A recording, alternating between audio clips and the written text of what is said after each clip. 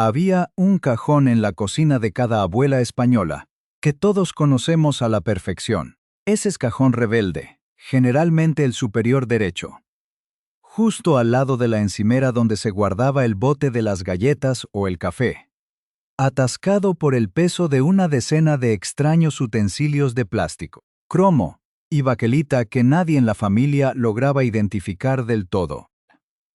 Un artilugio con muelle que parecía una tortura para huevos, un cortador de cables que prometía rodajas perfectas de tomate, o un plástico de color naranja chillón con una única función que, además, ejecutaba de forma espantosa. Los años 70 y 80 fueron la edad de oro de los trastos de cocina inútiles de un solo uso, y en España nos volvimos completamente locos por ellos. Cada cumpleaños, cada Navidad, cada visita al mercado, o las páginas de los primeros catálogos de venta por correo, traían a casa un nuevo e innovador dispositivo que prometía revolucionar la forma en que pelábamos, cortábamos, descorazonábamos o decorábamos los alimentos de siempre.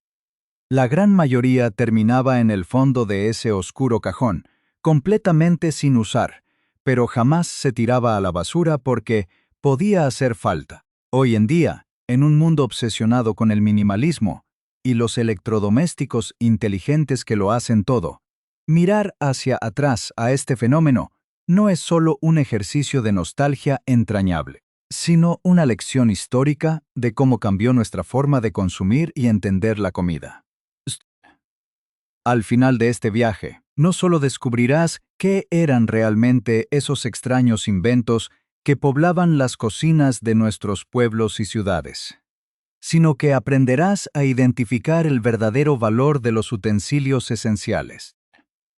Cómo la industria nos creó necesidades absurdas y cómo aplicar la practicidad de la cocina tradicional para no caer en las mismas transcomerciales hoy en día. Para entender cómo llegamos a llenar nuestras cocinas de plástico de colores y metales ligeros, debemos viajar a la España del desarrollo de los años 70.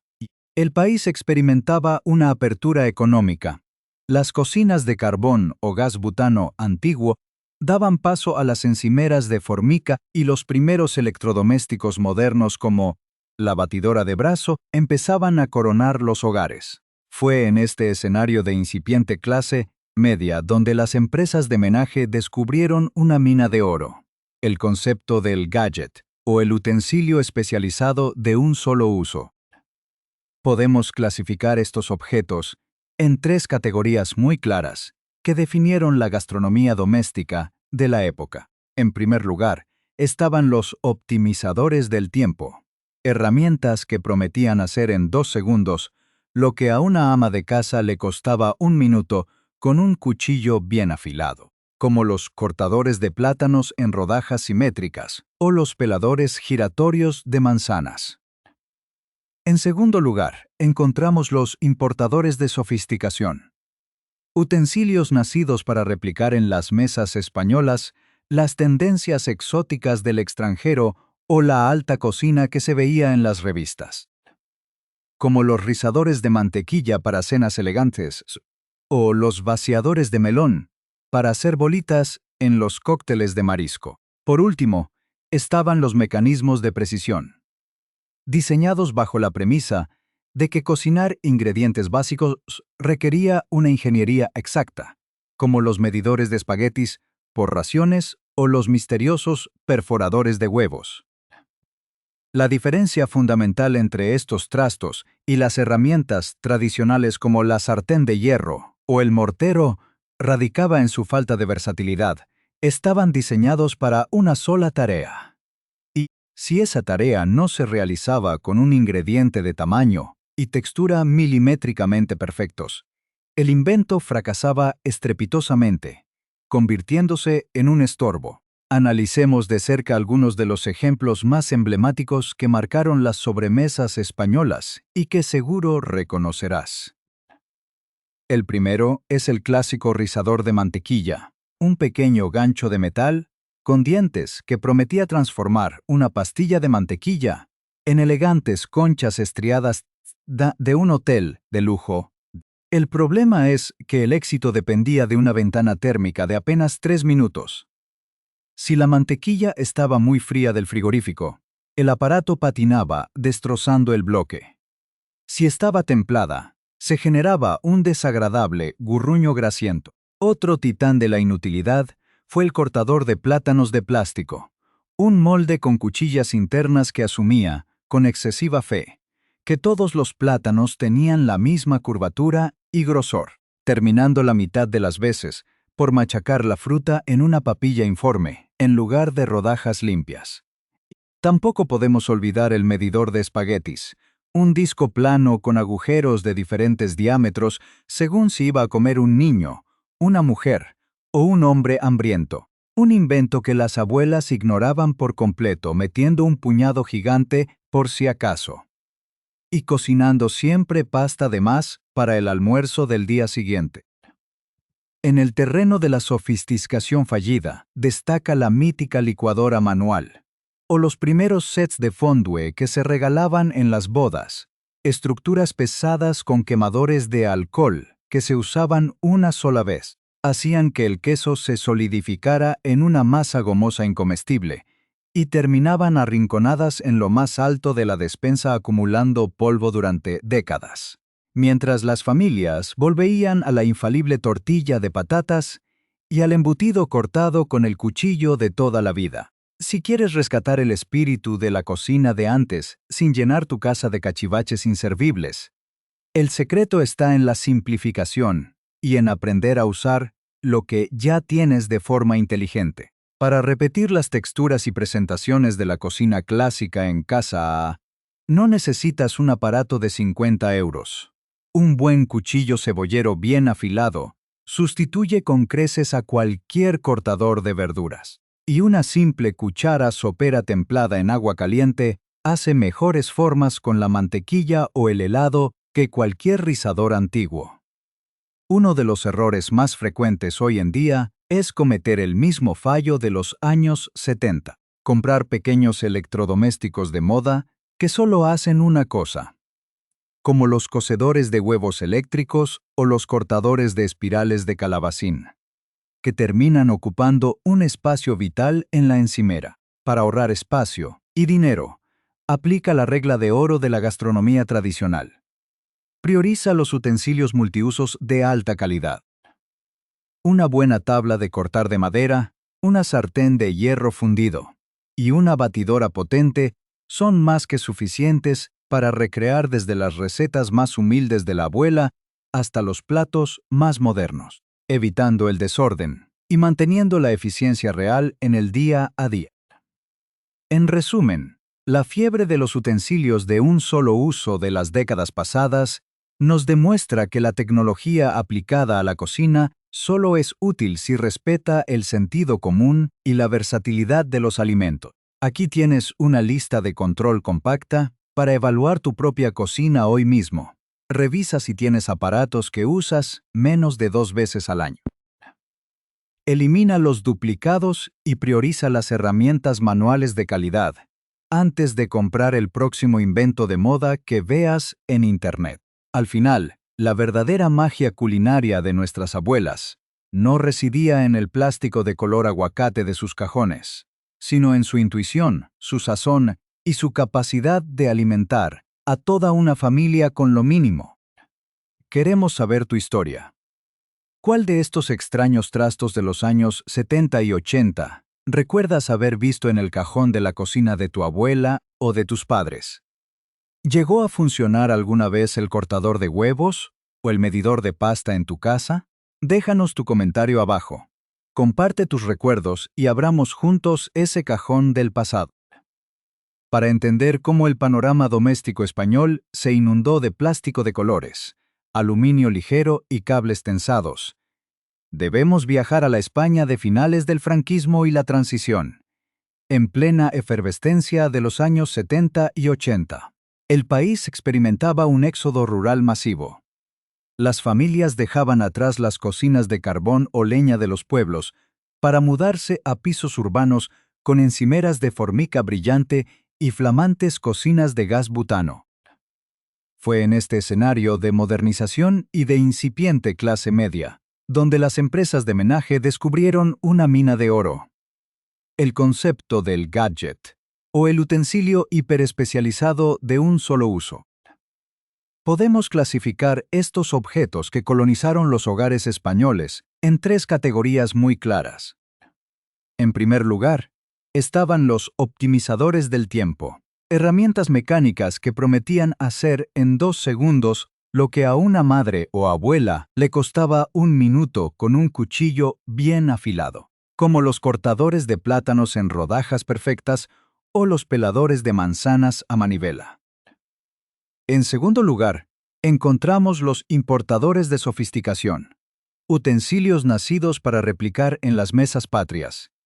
Las tendencias exóticas del extranjero que aparecían en las revistas de moda, como los rizadores de mantequilla para las cenas de Navidad o los vaciadores de melón para hacer bolitas en los copetines y cócteles de marisco. Por último, estaban los mecanismos de precisión diseñados bajo la premisa de que cocinar ingredientes básicos requería una ingeniería exacta, como los medidores de espaguetis por raciones o los misteriosos perforadores de huevos. La diferencia fundamental entre estos trastos y las herramientas tradicionales de nuestra gastronomía, como la sartén de hierro, el mortero de mármol o la clásica olla express, radicaba en su absoluta falta de versatilidad. Mientras que un mortero servía igual para majar un ajo que para picar almendras para una pepitoria, estos nuevos inventos estaban diseñados para una única y exclusivísima tarea. Si el ingrediente en cuestión no se ajustaba con precisión milimétrica al tamaño, la madurez o la textura exacta que el fabricante había previsto, el invento fracasaba estrepitosamente. Sin embargo, el marketing de la época, impulsado por los primeros supermercados, las tiendas de barrio y los catálogos de venta por correo que empezaban a llegar a los buzones, era implacable. Se vendían como el regalo ideal para el Día de la Madre, o el detalle perfecto para una boda, apelando al deseo de estatus y modernidad de una sociedad que quería dejar atrás las estrecheces del pasado. Así fue como, pieza a pieza, cumpleaños tras cumpleaños, las cocinas españolas se fueron llenando de una tecnología tan vistosa como inútil, convirtiendo aquel cajón de la encimera en un auténtico cementerio de ilusiones domésticas. Analicemos en detalle los ejemplos más memorables que protagonizaron los almuerzos y cenas de aquella España en transición. Artefactos que prometían alta cocina, pero entregaban frustración.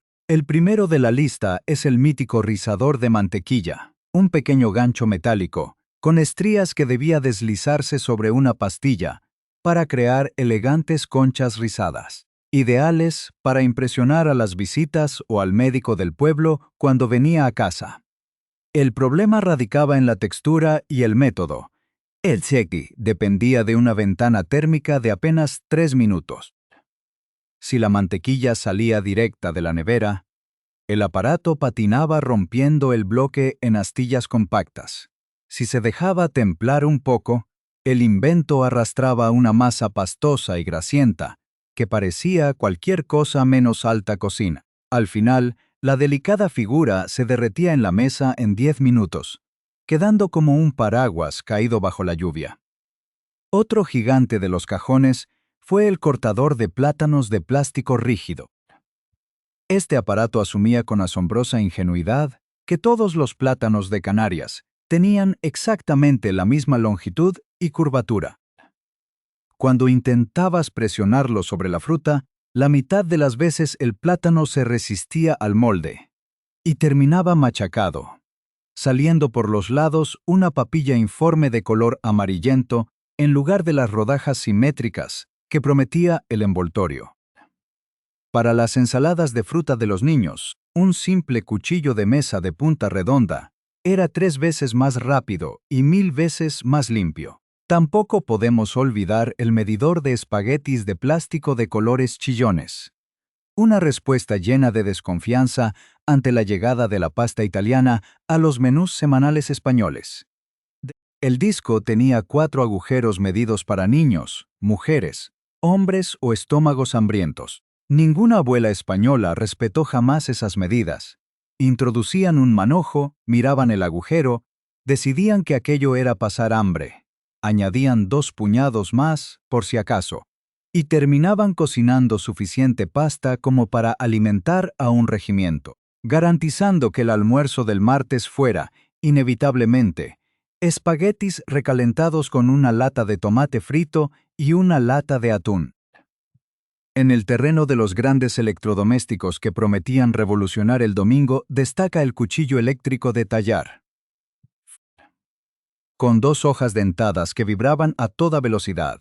Hacía un ruido espantoso similar al del taladro de un dentista, interrumpiendo cualquier conversación en el comedor. En lugar de conseguir cortes finos y limpios del redondo de ternera o del lomo asado, si las hojas no estaban perfectamente alineadas, el cuchillo trituraba las fibras, convirtiendo la carne en hilos deshilachados. Al ver el desastre, el abuelo solía recuperar el control de la situación apartando el cable con dignidad y regresando al viejo cuchillo de cocina bien afilado en la piedra. Finalmente, el rey indiscutible de las bodas de los 80, la fondue de queso. Un cacharro de barro o metal, que funcionaba con un quemador de alcohol de quemar, que siempre se evaporaba antes de empezar. El queso, lejos de mantenerse fundido y sedoso, como en los Alpes, se transformaba rápidamente en una masa gomosa, densa y fría adherida al fondo, mientras los invitados terminaban pinchando el chorizo y el queso curado directamente con los dedos, dejando el sofisticado set confinado para siempre en lo más alto de la alacena. Llegados a este punto, la pregunta es obligatoria. ¿Cómo podemos rescatar la esencia, el sabor y el encanto de la cocina de nuestras abuelas sin cometer el error de llenar nuestros armarios de cachivaches inútiles? La respuesta no está en comprar el último electrodomésticos de moda, sino en dominar las técnicas manuales básicas y optimizar las herramientas que ya tenemos en casa. Para reproducir las texturas y presentaciones de la cocina de antes con un enfoque moderno y económico, el primer paso es aprender a prescindir de lo superfluo. Si quieres presentar la mantequilla de forma elegante en una cena especial o conseguir unas láminas perfectas de queso curado para un aperitivo, no necesitas un cortador de cables ni un rizador de cromo. Basta con calentar un cuchillo cebollero o una cuchara sopera bajo el grifo de agua caliente durante unos segundos antes de realizar el corte. Del mismo modo, para conseguir unas patatas paja crujientes o verduras cortadas, con precisión para un pisto tradicional, una mandolina básica con protector o un buen cuchillo bien afilado sustituyen con creces a cualquier picadora eléctrica de 3 velocidades, que luego tardas media hora en desmontar y limpiar. El gran error frecuente del cocinero contemporáneo es dejarse seducir por las versiones modernas de estos mismos trastos de los 70.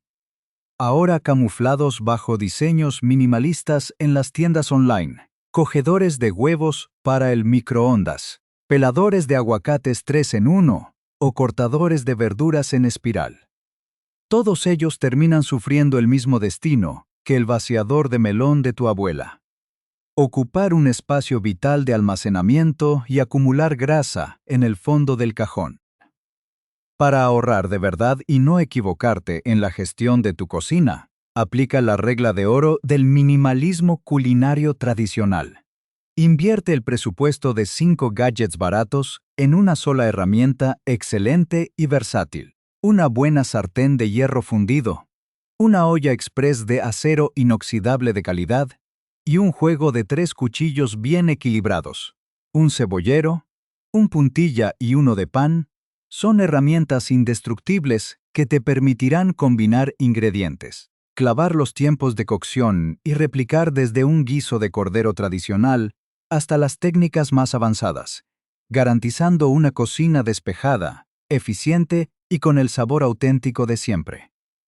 En conclusión, repasar la historia de aquellos disparatados utensilios de los años 70 y 80. En España nos demuestra que la verdadera modernidad en la cocina no se mide por la cantidad de botones que podemos pulsar o la rareza de los plásticos que guardamos, sino por la versatilidad, el sentido común y el respeto a las texturas naturales de los alimentos.